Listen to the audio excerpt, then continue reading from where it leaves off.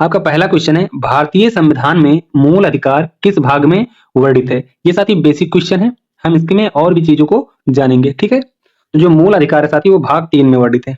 कहाँ पे? भाग 3 में वर्णित है। ठीक है, आर्टिकल की बात करेगा तो आर्टिकल भी पूछा गया है, तो आर्टिकल 12 से 35 तक। ठीक है, आर्टिकल कितना?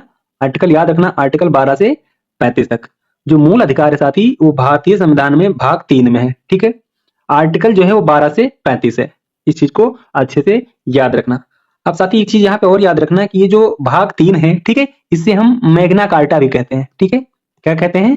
मैग्ना कार्टा भी कहा जाता है। ठीक है, ये क्वेश्चन पूछा गया है। भाग 3 को क्या कहते हैं? मैग्ना कार्टा भी कहते हैं। ठीक है, क्वेश्चन यहाँ से पूछा गया है कि भाग 3 का रक्षक कौन है? ठीक है, भाग 3 का रक्षक कौन है?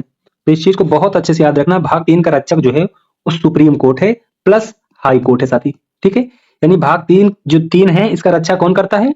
तो आप कहेंगे सुप्रीम कोर्ट करता है। सुप्रीम कोर्ट किसके अंतर्गत करता है? आर्टिकल 32 के अंतर्गत। ठीक है, और हाई कोर्ट किसके अंतर्गत? 226 के अंतर्गत। इस चीज को अच्छे से याद रखना। ठीक है, यानी अगर आपके भाग 3 में जो आपको अधिकार दिए गए हैं, मौलिक अधिकार जो आपके हैं, अगर उनका कोई उल्लंघन करता है तो आपको आर्टिकल 32 के तहत अधिकार प्राप्त है कि आप सुप्रीम कोर्ट जा सकते हैं। ठीक है, इसी प्रकार आप 226 के अंतर्गत हाई कोर्ट जा सकते हैं। तो इस चीज को अच्छे से याद रखना।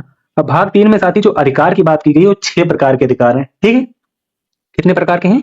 6 प्रकार के अधिकार हैं साथी। तो इस चीज को अच्छे से याद रखना।